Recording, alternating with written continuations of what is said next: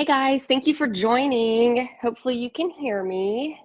Um, if somebody could just give me a quick thumbs up that you can hear me, but I think everything is working. I'm giving it just another minute for people to join. Um, First, let me say that I'm just doing this kind of like I'm doing this like a spaces. So I'm not like showing my face or anything. There's really no reason. We're just kind of going over everything. The reason I'm not doing it on spaces is because I always have a problem there. It cuts me off and people can't hear me and people can't play the recording back. So I have just found that YouTube a lot is much more reliable for this to go on and for everybody to be able to hear it and go back and listen to it. And I can share the links easily. I am at home with my dogs. If they start barking, I will immediately mute my mic so you don't go deaf because I have a 4-pound poodle that is so squeaky. So I don't want to hurt your ears because she can get very loud. So let's see. Good morning. All right, so we've got 9 people on. We'll go ahead and get started so you guys don't get bored. Anybody else that wants to can listen back later. Hi, Rod. It is the one and only. Yes. I'm glad you could join for a few minutes. I know it would bore you to death because you're not really in any of our plays, but that's okay. All right, so we will get going with some of the stuff I want to discuss with all of you guys. Again, this is just kind of like spaces, so it's audio only, and I'm doing it on YouTube so that everybody can hear it and we don't have any technical issues like we do with spaces every single time we go on. So let me see here what I was going to talk about first. First, I want to say thank you to all of you guys for subscribing. This is technically for my subscribers, although it is open to anyone. And I've had some people reach out saying that they're thinking about subscribing, but they're not sure, and they're not sure about the wheel strategy and how we do it and all this stuff. So I think it would be good for them to also go back and listen. So it's for anybody that wants to listen. But if you're not a subscriber or wanting to be a subscriber, this might bore you to death. So just fair warning. So let's see. So it looks like the market's just kind of sitting in one spot right now. I haven't really noticed much movement. We were waiting this morning on PCE at 10 a.m. and that didn't really do much at all. I think because it was last month, I think it was October, or maybe it was November, December or something. I don't know. So it's kind of past news. So they were just reporting it, but it's old. So, it wasn't a big deal. I don't think. Didn't really do much. I was hoping for a little volatility, but I haven't seen much. Okay, so for those of you who are subscribed to me on X or Discord, you have access to both. When you subscribe, it covers both X and Discord. Any of you that don't care about being on X or the X chat, even because it's not active anymore, you are more than welcome to just delete yourself off that chat. You don't need to get the alerts if you're on Discord because it's all going to be the exact same thing. I just copy and paste to both places.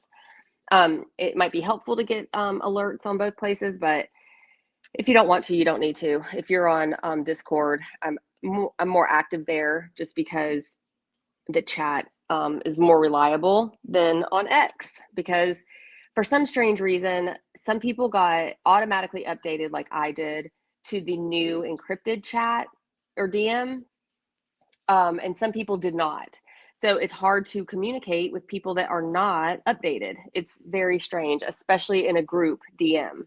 So that's the reason people aren't really even chatting in that DM anymore, because it's just, you don't know who's going to see it and who's not. I don't know. As you can tell, I'm a little frustrated with X. So that was my next thing, is that people have been having a hard time with their subscriptions over on X. I had 3 people last week. It looked like they unsubscribed on my end. Then they sent me a thing saying that look, here's my payment. I did not unsubscribe. So I had to add them back in. And so I don't know. It's just, it does what it wants. So if anyone is, if anybody wants to, I can send you the link to Buy Me a Coffee has a subscription service. You don't have to have an account. It's still the same $4. It'll have a reoccurring charge until you cancel it. So it's the exact same thing as X, but it's reliable and it will give you access to everything. So I'll post that link as well. And if you guys want to just cancel your X subscription and do that subscription, it would be helpful to me and probably to you as well, because you won't have any issues with it not subscribing or resubscribing or charging you the right price. Because for a while it was only charging $2 when it was supposed to be $4, and now I've had people reach out and say it's charging them $6. So I don't know. I have no idea. And support over on X is useless.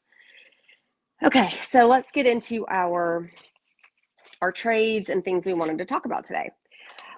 First and foremost, I want to talk about good and bad trades and being diverse. We don't have to be diverse as far as like you would want to be in your long-term portfolio. You don't need a little bit of each sector. You don't need anything like that. But what you do need is to not have all of your money in one stock or ETF. Now, I know a lot of you joined me during the TSLL run, and I had the majority of my money in TSLL.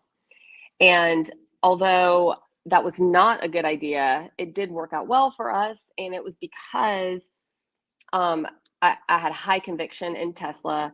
It was behind the rest of the market. The market was running up. Tesla was kind of at a standstill. So I knew eventually it would take off, or the market would crash and it would go down even further, which is always a possibility for any stock. But so I was trading it very heavily, and it did exactly what I expected it to do. And hopefully we all made a lot of money on that. On the other hand, though, the better way to do it is kind of how we're doing it now, where we are in multiple names, which I know is a lot harder to handle because you're having to keep up with each name, but it's safer, especially while we're technically at all-time highs. I know not every stock is at all-time highs, but the overall market, it just keeps hitting all-time highs. So being diverse is going to be very important right now due to that. My dog is growling, sorry. So that's why we're in so many names right now. Of course, you do not have to enter every trade that I enter.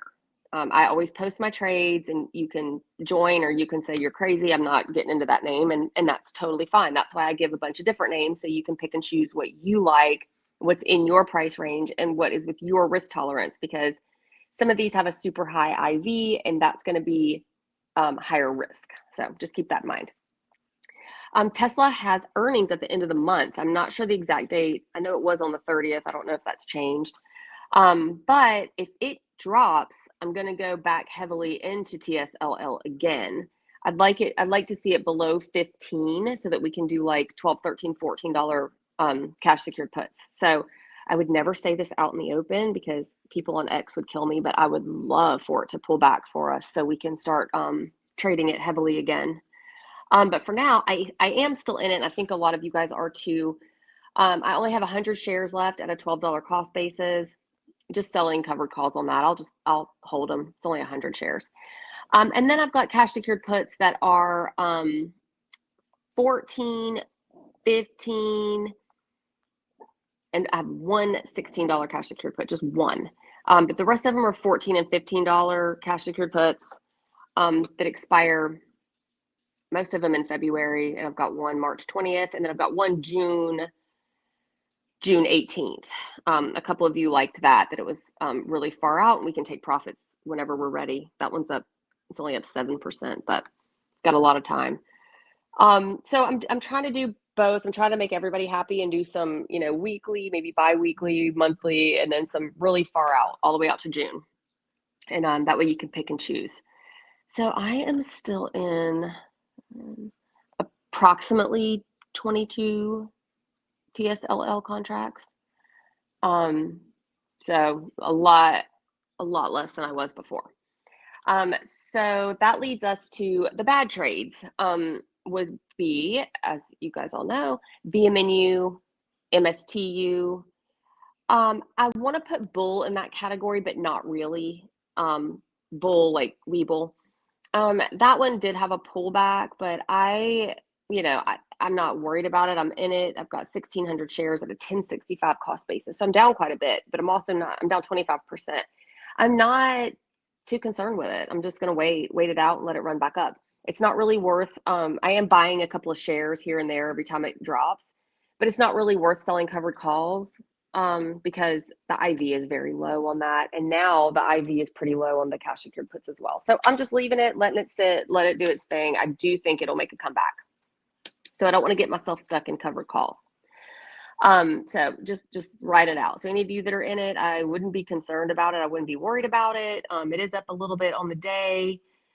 Just let it ride. And anytime we have a nice red day, add a few shares to average yourself down. So no big deal on that one. But the BMNU and MSTU, if you are not a Bitcoin or Ethereum bull, if you are not interested in waiting, if you have a large portion of your buying power wrapped up in these, I would say go ahead and close them out.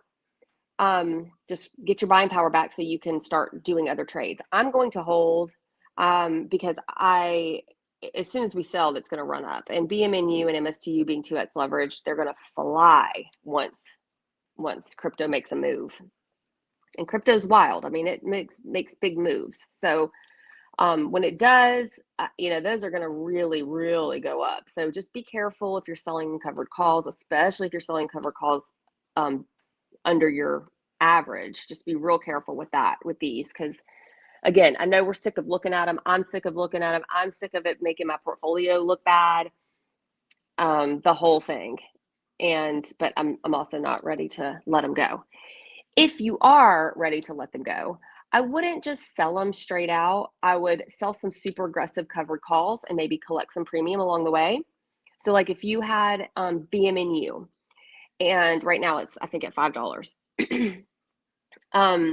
and you're ready to get out, like you are officially ready to get out, don't right now sell them at $5. Sell a covered call for next week at, I don't know, $5.50 or $6 or, whatever. You'll have to look at the options chain. But look and see, and go ahead and sell a covered call. You might make 20 or 30 bucks on the contract, each contract. And if it hits your strike, cool, then you're out of the trade. If it doesn't, then you can just continue collecting a little bit of premium until the shares get called away.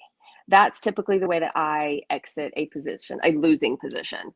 I just sell covered calls right there at the money and just collect premium until my shares are gone. Now that is only if you want your shares gone. Like if you're considering selling them today at $5, you might as well sell them next week at $5.50 or just collect premium. So if you see what I mean. If not, DM me, I can help you with it. But that's only if you actually want out of the position because you just don't feel like waiting or you just are over it. I know I've gone over this before, but most of the names that we trade are either overall, like they have a lot of different names in them, like SOXL or TQQQ or, any of these. Those have groups of, like, TQQQ is the QQQs. SOXL is semiconductor, so it's going to have AMD, Broadcom, NVIDIA, all of those. So they hold different names. So you're just kind of relying on those names to move. And then we also are in like AMDL and TSLL. Then of course our regular EOSE, RCAT, BBAI. Those are relying on the name. They're relying on the company, but they're also relying on the overall stock market. If the overall stock market has a huge correction or goes into a bear market, all of those stocks will as well. And it has nothing to do with the company. It has nothing to do with BBAI. It has nothing to do with RCAT. It has nothing to do with Tesla. If the market drops, those all drop as well. And then of course, earnings or any type of bad news or good news will move those names. But when we're dealing with BMNU and MSTU and anything crypto related, those are stocks and ETFs in the stock market. So they could drop if the market drops. You're also relying on the name. BMNU, you're relying on BMNR. And then on top of that, you're relying on Ethereum. So you're relying on 3 catalysts for that stock to move or to drop. So that's why they're just a little bit riskier. So, if you want out, get out. And that's the reason I'm talking about staying diverse, because last year, I made a killing on TSLL and AMDL and BBAI and some of the others that I was in. Sure, we were in a bull market. I'm not a genius. We were in a bull market, and I picked some good names, and it went well. On the other hand, I was down at the end of the year like $7,000 on BMNU in my large account. But here's the deal: in my large account, I profited $61,000 total. That's my profit loss on my large account, $61,000. So if I would have gone ahead and sold BMNU at the end of the year, yes, I would have taken a $7,000 loss. But I made $61,000. So I would still come out in the green, very green. So that is the goal. Not every single name that I give you guys, or not every single name that you trade on your own, is going to perform as expected. It's just not. There's no way to I mean, no one can do that. Cathie Wood can't do that. No one can do it. If they could, they'd be a billionaire and they'd be gone. Okay, Nancy Pelosi can do it a little bit, but no one else can. And so, you just have to know not all of your trades are going to perform. The goal is more trades to perform than y'all are funny, Taco Bell. You want more trades to end in the green than loss, but you're going to have losses. So you can't just give up because you have losses. That's just not how it works. If you do, then you're just not made for this, because you are going to have losses in your trading experience. So it's just a matter of having more wins than losses. That's the goal. Okay, so right now, BBAI is under $6. So I've had a couple of you like, okay, what if we get assigned shares? What if we Okay, we're not going to worry about it. BBAI is down. It's on sale. It hasn't had any massive news. Yes, it's had a little bit of this and that, like most stocks do. And it's sitting under $6. I'm not doing a thing different. I'm very, very heavy in BBAI, and I will continue. I haven't opened any new trades because I'm running low on buying power, because I'm so heavy in BBAI. As soon as I close out some trades, I will open new ones. BBAI is not a stock that I am buying for my long-term portfolio. I do have a price target of $8. And I read every single night. I'm sitting down on the couch reading about the stocks that I'm in and the ETFs that I'm in, and what they're doing, and what analysts predict, and if they're bearish or bullish on the options chain, all kinds of stuff. And BBAI it's bullish. It's bullish. Analysts are predicting $8 within the next 12 months. And I don't just go by that. I take that with a grain of salt. But the thing is, they're not saying it's going to be $5. So we just have to be patient and let it do its thing and run its course. So those of you who are in them, so let's say last week we opened in our double my account challenge. I went ahead and said, let's open one $6 cash secured put. And the reason I did that is because I want to own the shares below $6, just 100, because that is really the way that we're going to make more money than just selling cash secured puts. Last year on TSLL, I made a killing selling cash secured puts. Don't get me wrong, on TSLL. I mean, it just did great for 6 months. It sat in that range, and I just collected money every week. But where I really made the money is when it ran from $12 to $23, and I had 2,900 shares. That's where I made the big money. Now, when I was holding them at $12 and it dropped below $12 and I had 2,900 shares, it didn't look good at all. But in the end, it was very, very lucrative. So a lot of times we're going to make more money on the shares than we're going to make on the cash secured puts. So keep that in mind. So we've got one $6 cash secured put expiring tomorrow. We're down $5 on the trade. If we wanted to close it right now, we could and take a $5 loss. No big deal. But we're going to wait till tomorrow, see what happens. If we are assigned the shares, our cost basis Let me see how much we got on that. Our cost basis will be $5.74. So, it's again like about where we're at right now, no big deal. But the thing is, if we have those, we can start our wheel, and when that sucker runs up to $7 and we get out, we've made $100 on the trade, plus whatever premiums we have collected with covered calls along the way while we're waiting for it to hit 7.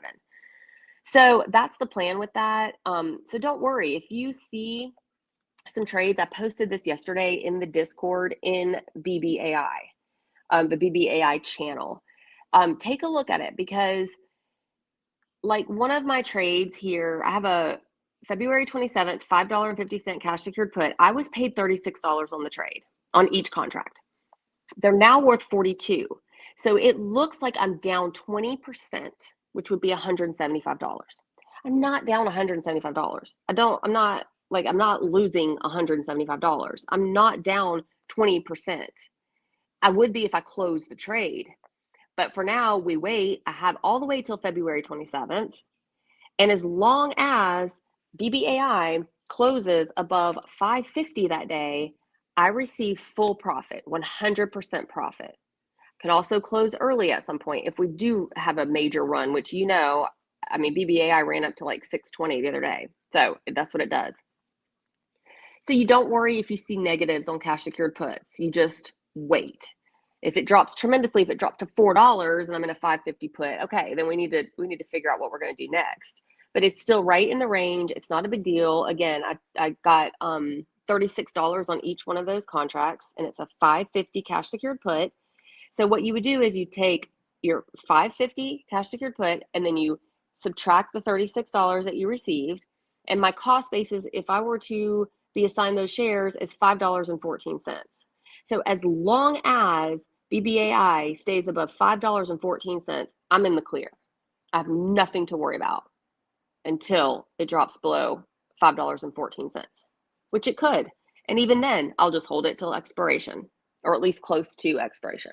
I typically do not close losing trades before expiration, or the week of. So I'm usually off work on Thursdays. If I see something that I need to roll or close, I'll go ahead and do it. Like I would do it today if there was something I needed to get out of for tomorrow to avoid early assignment. I might go ahead and just roll something out, but I don't have anything that I have to worry about right now. Second thing is that we should talk about is covered calls. I'm just going to start going lighter on my covered calls. We're just in a bull market, and these covered calls are killing me. I had to sell almost all of my RCAT shares at $10.50. And it ran up to 16. I think today it even ran up to 17. So I did make good money on them. I made, I think total between the 2 weeks that I was assigned, that I had them called away, I made $2,000 maybe. I don't know, I have to look. But so on one hand, it's like, okay, cool. I made $2,000. Great. But what I could have made or would have made if I held till now, and I'm always the one preaching, don't sell covered calls against your full position. But yet I still cover calls against most of my RCAT position. I still have 100 shares left at a, what was my cost basis? 850 cost basis, 848 cost basis. So now we're at 1747. So, oh God, it hurts, but have a lot of cash secured puts as well. Those are all doing very, very well. So you take the good with the bad, but let's just really be careful with our covered calls right now. With this market, just get burnt. I have 2 1950 covered calls on AMDL that expire tomorrow. So I'll just let my shares go. That's what AMDL is. I'm just here to wheel it. So I'll let the shares go. I will make $250 off the trade. So I won't complain, but AMDL is at $21. I'm not interested in rolling. I typically don't roll names that I'm just trading. And with RCAT, it wasn't even worth rolling. I was down like $2,000 on the covered call. So I wasn't even going to try to roll those. It was best to just take my profits and move on.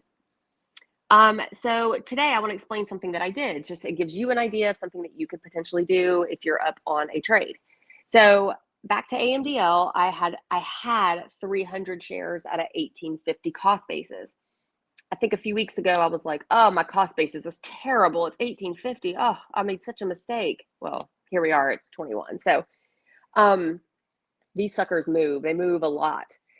And so because I had 300 shares, I had 2 covered calls, I had 100 shares uncovered at an 1850 cost basis.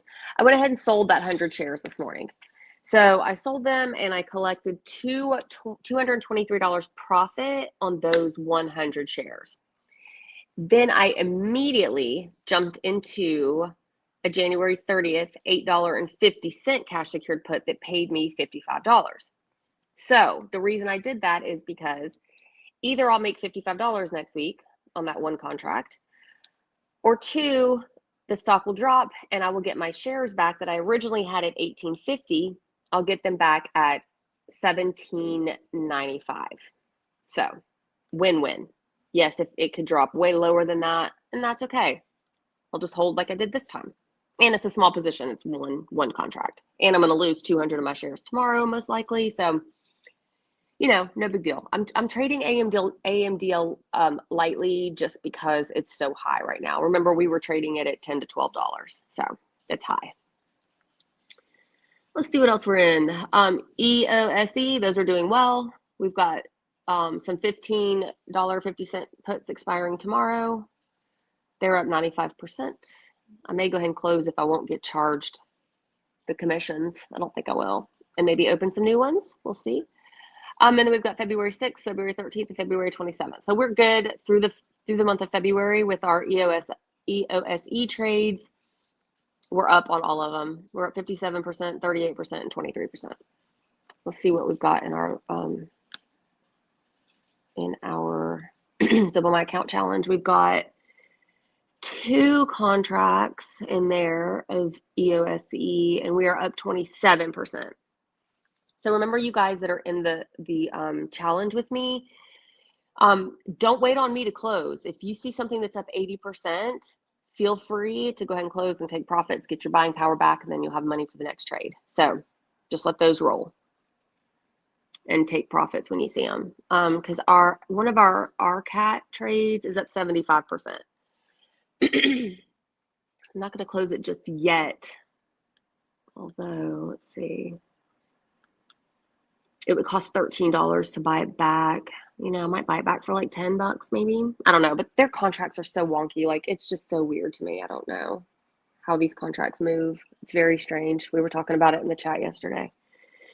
We've also got BBAI contracts in our our challenge portfolio, and we're down 13% on one, up 67% on one. And then we're down 1% and 7% on the other 2. No big deal. Nothing to worry about there. Okay, so let's see what else we're in. Anybody that got in HIMZ with me a while back, HIMZ, it's down like 50. No, it's down 37% from my cost basis. So that sucks. I'm just leaving it alone. I've only got 100 shares. Just wait. ONDS has done very well for us. We've got contracts expiring January 30th. We are up 78% on those. So I might just let them ride at least till like Monday or something. Let's see. In our double my account challenge, we are up 32% on our one contract in the challenge. So that's doing well. Our challenge is going very well. So I'm really liking it. As soon as we close out some contracts, we can open some new. I always want us to keep a little buying power on the sidelines for a good red day. So you don't see me entering this positions in this portfolio often, because we're going to go a little further out. We're going to take it slow. We're going to open and close. We're really going to try hard not to get stuck in anything that we don't want to be in. So you just have to have patience with this one and trust the process, and we'll just let it ride out and see how it goes. And then, of course, we're actively trading in our other one. Let's see. I wanted to update you guys. If any of you did not listen to this live that I did last week, my gambling friend, she told me to try a SMX cash secured put because the IV was a 400 and something percent, which is wild. I am up 54% on that, so I'm up $95. I may go ahead and close that soon because the expiration is February 20th. So I might take that $94 and run. But hey, it was a good trade. Love my gambling friends. Any of you that didn't hear it last week, she'll take like $90,000 and she'll listen to a scanner. I don't know where, I think on Webull. She'll listen to some scanner of stocks that are like running up with a lot of momentum, and she'll throw all $90,000 in there, not options, just buying shares, let it run up and then cash in. And sometimes it works and sometimes it doesn't. So she'll get stuck sometimes. So, but I saw her make a lot of money last year with that. Okay, let's see. I feel like I've pretty much explained everything. It was pretty quick. I think I already said, but those of you who didn't hear me, if TSLL drops due to Tesla earnings, which I think are either next week or the week after, I really do want us to get back in there.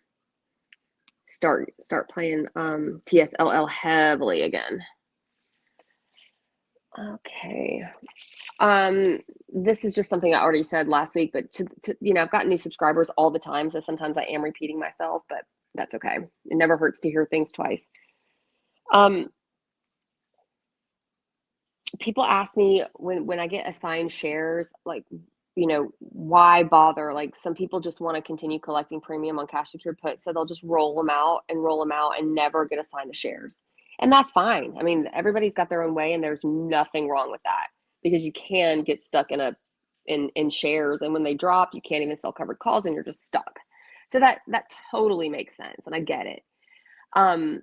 But again, you're going to make more money on the shares when they do run up. So when we're playing any of these stocks and ETFs, it's because we're bullish on them. And then selling covered calls protects against the downside. So that way you are covered whether the stock goes up or the stock goes down. But again, covered calls have been biting us in the ass recently. So the stocks have not gone down. They've gone straight up above our strikes. So that's not great, but that's okay. And then when I enter any position, whether it's a cash secured put or a covered call or just buying shares, keep in mind, you need to have a plan for this trade, like when you enter. And I'm not saying the plan will always go as planned, because that's just not how the stock market works, but at least you have a plan. So for me, let's use RCAT as an example. My RCAT, how many shares did I have? I think 1,500 shares. My goal was to make $1 per share, $1 profit per share. That means I had them at $8.48, I believe. Let's just say $8.50. That means I was willing to sell my shares at $9.50. So that I'd made $100 per 100 lots. So $1 a share. So if I had 1,500 shares, that means I would make $1,500. Well, luckily I sold covered calls at $10 and $10.50. So I didn't cap my profits totally, but of course it ran way up. But my plan was to make $1 per share, and I did just that. So always have your plan, and that is my plan with BBAI as well. We're almost, I think, let's see, we're back to maybe 587 right now. So we could easily hit $6 tonight or tomorrow, like very easily. May not, but we could. My plan is to, at that point, start selling some more covered calls, not against my full position. And I would like to make $1 above each share that I own. So my cost basis is around $5.90 now, because I bought more shares yesterday on that dip. So I would, I would be okay selling my shares at $7. Of course, if it runs to $8 and beyond, I'll be mad, but still, my plan is $7. So my first price target is $7 on BBAI. And then, if it hits $7, the thing is with these stocks is retail investors are scared when the stocks dip. And that goes for any stock or ETF. They see it dropping and they think, oh God, it's over. Don't get in it. Don't buy it. And then they FOMO buy when it runs back up. And that's what we rely on. We want these FOMO buyers to jump in, and that pushes it up. So when BBAI gets above $6 or maybe 605, where people feel more comfortable, you're going to see it run a little faster because people start jumping in like, okay, it's not a dead stock, I'm going to buy now. And then when it hits 7, people will really start jumping back in, and that could easily run it back up to 8. And then from there, I mean, it's hit $10 before. So, and that's also why you notice such a big drop when a stock drops, like if BBAI, comes down to below 6, then all of a sudden you see it drop 50 cents or 70 cents like it did yesterday, because fear, it's like, oh no, let's get out. This stock is tanking, get out. And then it's fear selling. And again, that's what we like that. We like the fear selling, and we like the FOMO buying. That's what makes our stock move big time. And of course, a little news, and then of course the big dogs jumping in and jumping out of stocks, that helps too. Okay. Does anybody have any questions? Actually, I was talking about Webull earlier if you'd like to play it back. I was talking about Webull, and I was talking about BMNU and MSTU. So yeah, just play it from the beginning and you can hear exactly what we were talking about. Those are our underperformers. And I also went into, I'm talking to Steve. I also went into how you can manage those trades if you want to get out of them or if you want to hold them. I'm continuing to hold. So yeah, I did discuss the losers.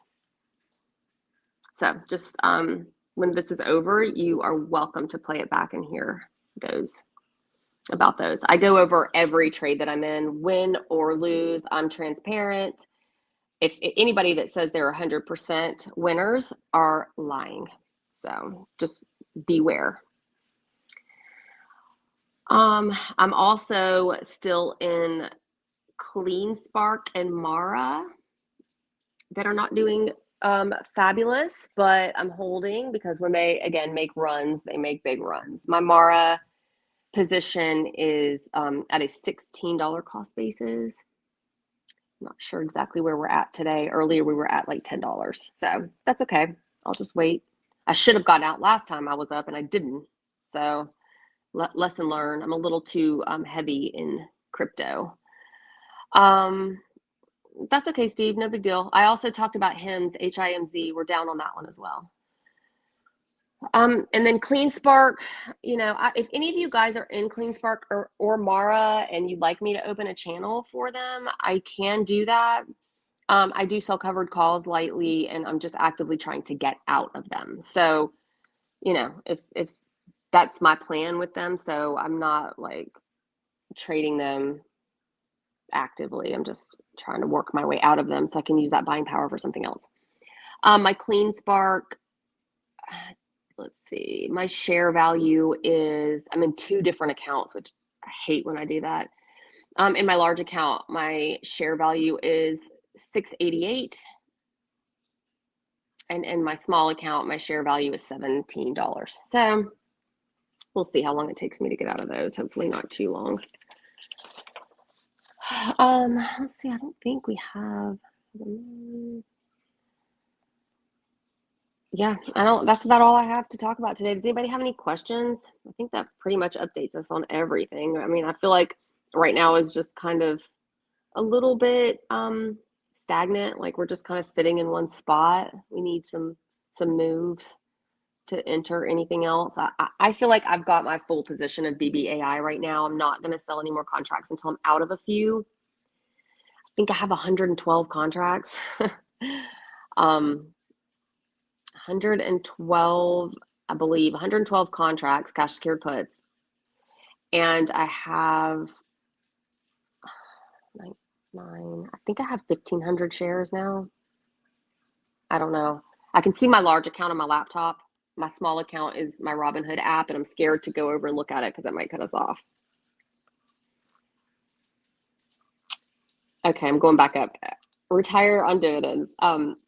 Never heard of BBAI.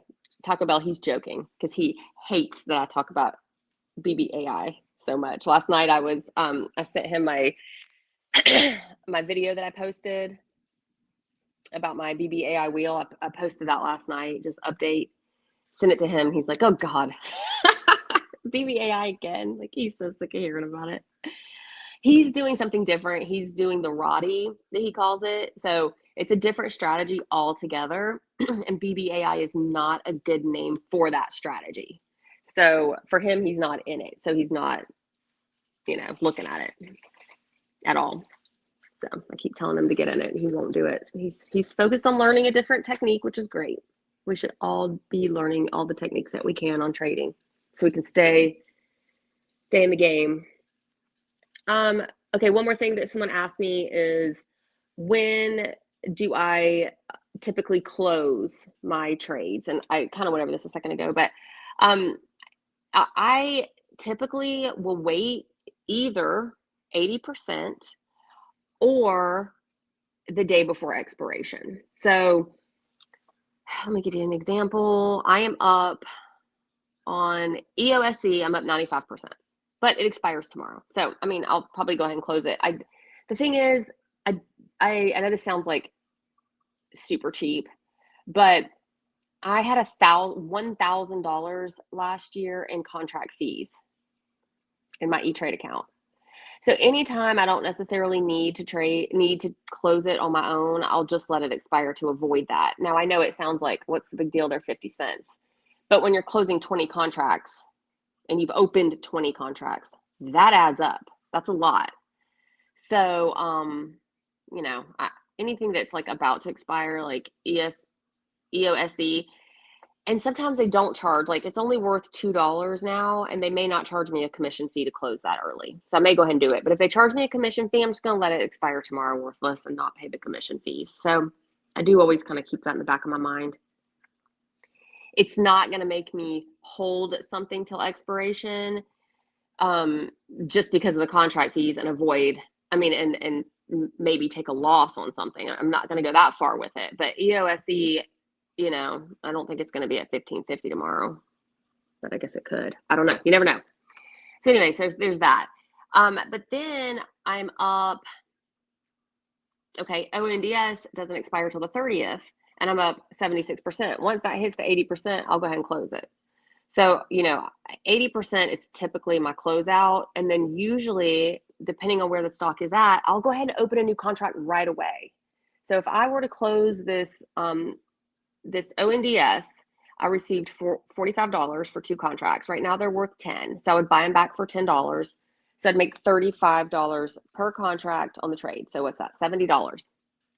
I would immediately take that money. It was a $10 cash secured put for January 30th. I would try to enter a new $10 cash secured put another week or two out past that expiration, so into February, and just use that same money and just keep wheeling the same name.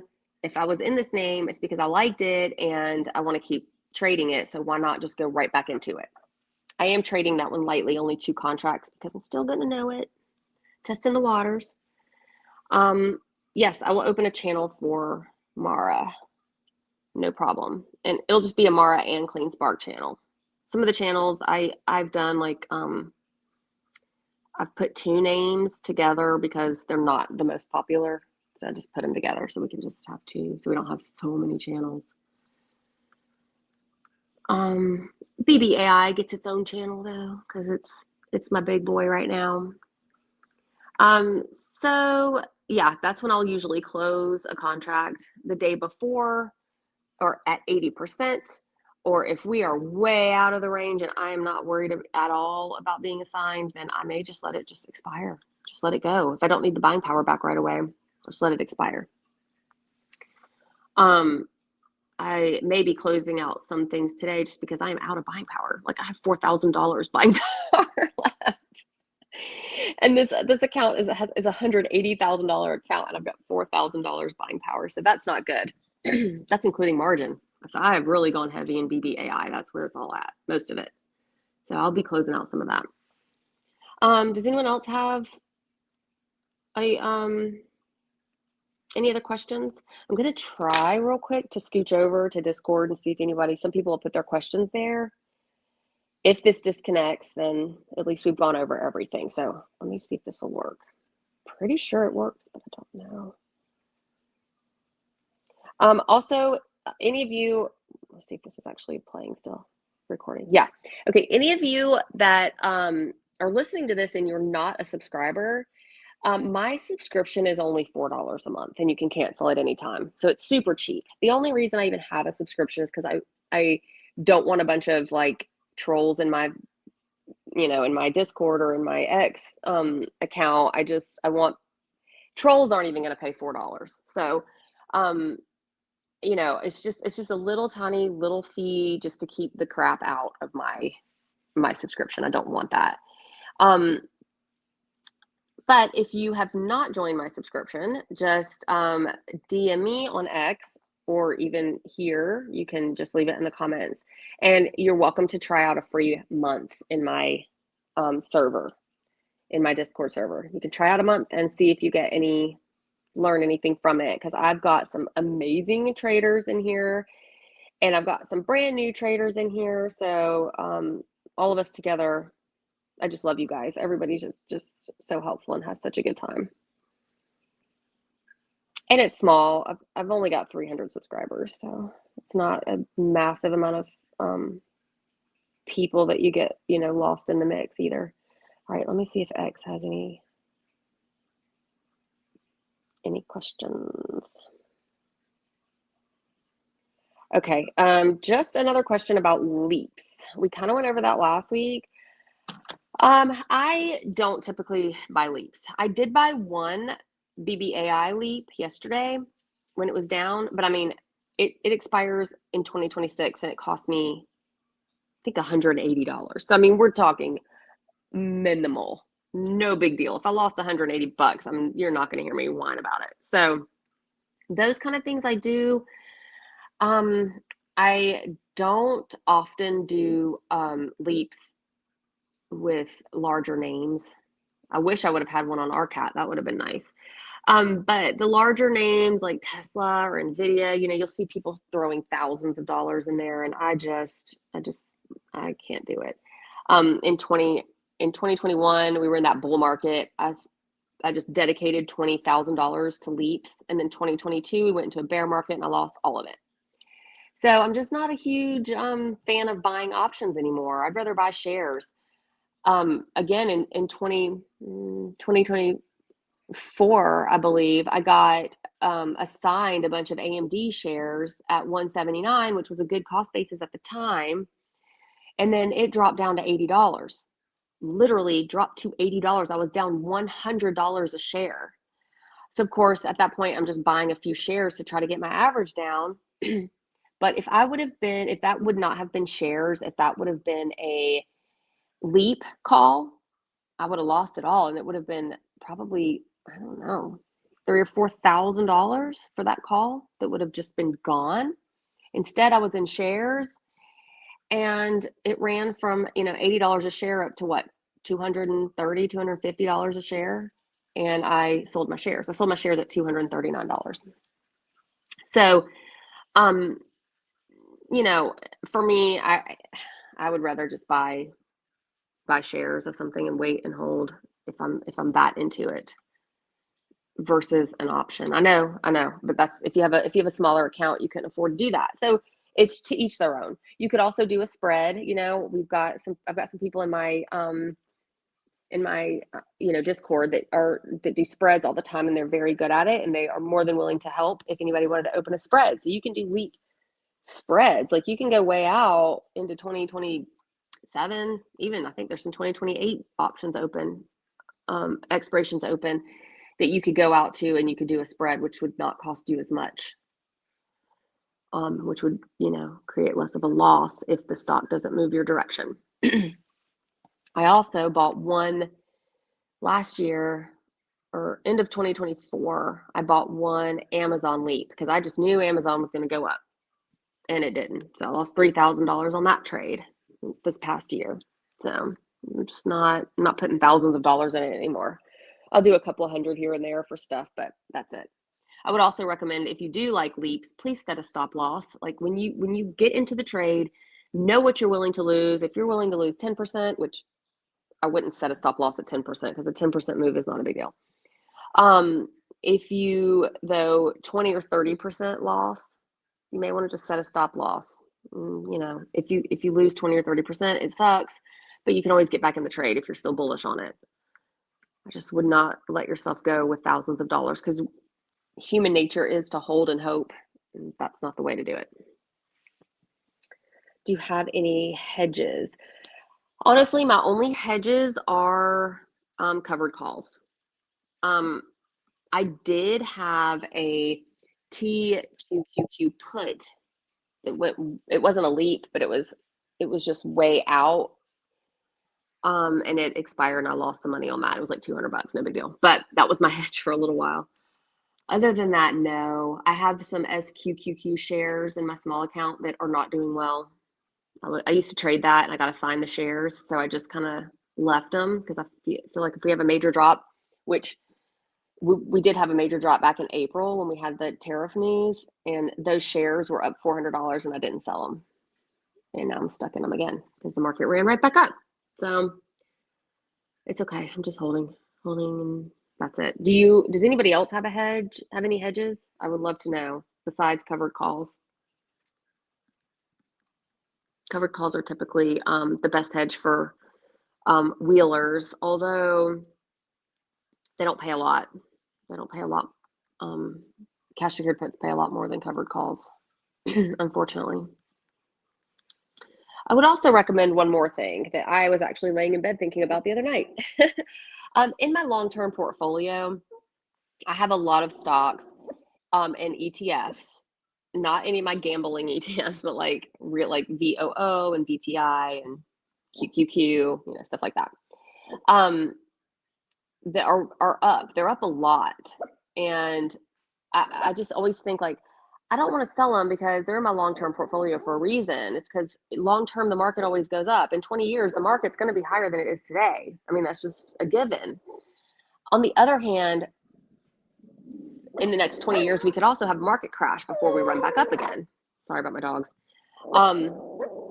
We could also have a market crash, which, then you lose all your gains. Sure, they might come back, but you've lost all your gains in the meantime. It wouldn't be a bad idea to set a stop loss on your long-term holdings. If you're way up on them, you could set a stop loss at your break even, where at least all you're going to lose is your profits, but it won't be your money that you're losing, because we just keep hitting all-time highs. And I think with Trump in office, I don't care whether you like, I'm not talking politics, whether you like Trump or not, doesn't matter. But he and his pride, he's going to do everything he can to keep this market up, because he doesn't want anybody saying that the market dropped while he was in office. But he also doesn't have all control. I mean, when COVID hit, look what happened. So, just, you have to be careful with your gains. And so I was kind of thinking I might do that. I might just set a stop loss at break even. I mean, I'm up on all my positions. I'm up 19, 20, 30, 40% in my long-term portfolio. One of them I'm up 50%. Another one I'm up 58%. I'm like, you know what? It wouldn't hurt to just set a stop loss, so that if we do have a crash or a massive pullback, I don't lose all my profits. So I would love to hear you guys' take on that. Like, what do you do? Do you set some stop losses? Do you just let it ride? Do you take profits in your long-term portfolio and buy back later? I have done that with VOO a couple of times. I've taken the profits and then just set a limit order to buy the shares back at the cost basis that I originally had them, and it worked. It did drop back down. It took time, but it did drop back down. I got my shares back, so I was able to, keep those profits. So I don't know. I would love to hear you guys' thoughts on that. Hi, Ambassador. Thanks for joining. Let's see. VIX 617 $30 calls. Okay, that's not a bad idea. I know Rod had a VIX call going into, I think he might have closed it out though, but that is not a bad idea. Actually, I might talk about that in my Discord. Let me write that down, VIX, because I'll forget as soon as we get out of here. Calls, especially when we have like a super, super green day, like a major run up, especially if we have like some sort of catalyst like news or, Fed events or whatever, all the things that go on, it wouldn't be a bad idea. And they're probably not very expensive. Good morning, Randy and Ambassador. Let's see, a stop loss is like kissing your sister. Why? So you don't set any stop losses in your long-term portfolio, you just let them ride? I mean, that's what I've been doing, and it's doing well. God, I have trust issues with this market, man. I have PTSD from 2022. I learned a lot in 2022, so I'm thankful for it. But I also have some PTSD with it because, man, that hurt. That hurt bad. Also, though, I was a new trader. I wasn't new to investing, but I was new to trading. And I lost the money on leaps. That money was gone. But then I was also way, way down on my just regular shares holdings. And I was in good stocks. All of them were good, reputable stocks. But I was scared. I was down so much money. I was like, oh my God, how am I going to tell my husband how much money I've just lost? And then, of course, the market came back with a vengeance. And then I sold too soon out of fear. So, I was an idiot in both directions. If that ever happened again, I'd put every cent I own in the market and just wait, because it does always go back up.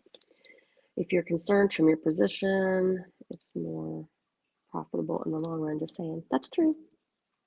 That's true. I'm always concerned. Again, trust issues. And you purchase VIX under 14. What's the VIX at today? I haven't even looked. I always know when it hits 20 that I start buying stuff or jumping in. Okay, so it's at 15.53. It's not bad. It's still pretty low. Yeah, so some calls might not be a bad idea. I kind of like that idea. I might jump in one or two. In Roth, I hold in trading account. I have targets. When I get to 80%, I trim stop loss of 50%. Okay, yeah, I just talked about that. In my trading account, I usually get out at 80%. I trim and move stop loss of 50% gain. Yeah, I like that. And then I was telling people to anything that you're in your trading account, if you buy leaps or anything like that, to definitely set a stop loss. And it's all about your risk tolerance. You might want to set a stop loss at 50%. If you're okay with losing 50% of the money, then do that. Or you could just do 20% or 30%. I don't recommend 10% because it could move that much in a day, and then your stop loss triggers, and then it runs up and you're mad. So. All right, well, we've been on for an hour. Does anyone else have anything to say or any questions? I'll scooch back over to Discord real quick and check. And X, I'd like to just go ahead and answer it here because it's a lot quicker than typing. Let's see. Nothing on X, Discord. I don't see anything on Discord either. Okay, so I guess that's it. I think we're all updated and good to go into the next week. Of course, anything that I close or open, I tell you guys. And again, you can follow my trades or not, or you can call me crazy. I don't care, because sometimes I am a little crazy. Sometimes I will enter some stuff or exit some stuff, and you're like, "What the hell is she doing?" And that's okay. We all have our own little strategy, and everybody's portfolio size is different. The amount of money you have to trade with is different. Your risk tolerance is different. I mean, a lot of people thought I was crazy for trading TSLL because Tesla's already volatile, and then you're going to add 2X on there. But, for me, it worked, and I like the leveraged. I don't rely on this portfolio for my livelihood. I work for a living, so I'm not, it's fun money. It's a hobby. I want to see how much I can make in a year. The leveraged ETFs are cheaper. You can get into TSLL. It's sitting at $17, whereas Tesla's over 400. So, for me, it works. For some others, they think I'm nutso. And that's okay. Everybody's got their way of trading. So. See, I'm still boring myself with BBA wheel. I know, Ambassador. Believe me, I know. Today I'm bored. Today I am so bored. I was so glad that I have this YouTube live to do so I can be in the stocks and talking about stocks because I'm bored to death. BBAI is just sitting there. But like you said, it's just collecting money. I mean, I'm just sitting here bored collecting money because as long as it's sitting in this little area of like 850, I mean, yeah, 580, dyslexic, 580 to 650. If it's just sitting there, we're just collecting cash while we wait for it to make a move. So, I always tell people, I'm like, when you're bored with something like, and it's just sitting here, throw a day trade in there, throw a swing trade in there, try the Roddy like you're doing, do something else. You don't have to, stick with one thing. This one's just making us money. Everybody, you can just, play around with some other stuff if you want to. So anyway, that's about it for today, I guess. I try to do these every Thursday so that we can just catch up on everything and go over things and the goods and the bads and all of it. So anytime you can join, it's great. Also, you can always listen back over the weekend, and that's it. And if you have any questions, of course, reach out to me on X or Discord. So that's it. Thank you guys so much for joining. I appreciate it a lot and for subscribing to me and everything. So I'll see you guys over in Discord and X. Thank you.